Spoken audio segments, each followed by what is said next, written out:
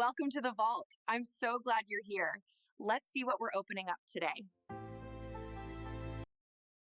191, 5-book summary by Lyn McDonald.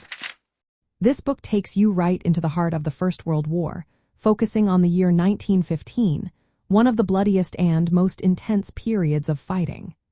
Lyn McDonald tells the story through the voices of soldiers who fought in the trenches, sharing their letters, diaries, and memories. It's not just about battles, it's about what these men went through day after day.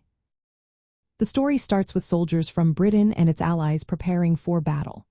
You meet men like Private Tom Adlam and Corporal Alfred Anderson, who come from different backgrounds but find themselves thrown together in muddy, cramped trenches. The book shows how they lived with constant danger from artillery shells, snipers, and gas attacks.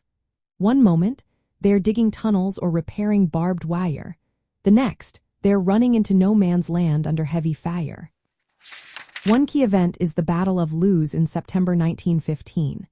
This was a huge attack by British forces trying to break through German lines. Soldiers like Private William Allen describe how they went over the top into a hail of bullets and shellfire. The initial advance seemed hopeful but soon turned chaotic as many were killed or wounded. The book shares how officers struggled to keep control while men faced exhaustion and fear. Another major moment comes with the introduction of new weapons like poison gas.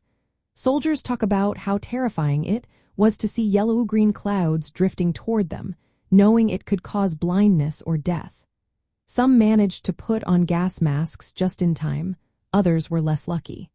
This added a new layer of horror to trench warfare that changed how battles were fought.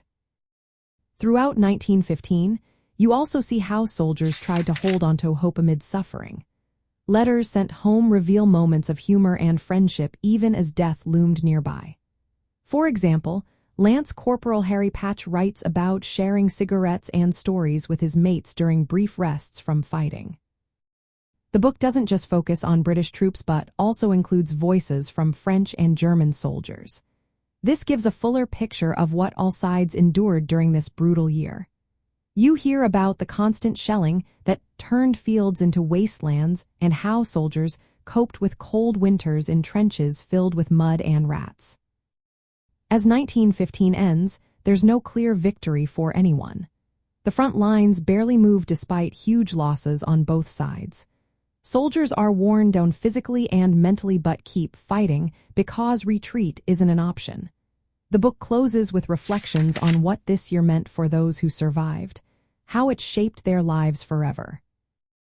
Lyn McDonald's approach makes history feel personal by focusing on real people's experiences instead of just dates and strategies.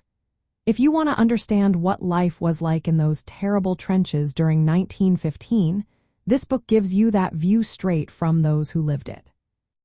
Supporting authors like Lyn McDonald helps keep these important stories alive. If this summary sparked your interest, consider picking up a copy to read more first-hand accounts from World War I soldiers. Feel free to share your thoughts or recommend other history books you enjoy in the comments below.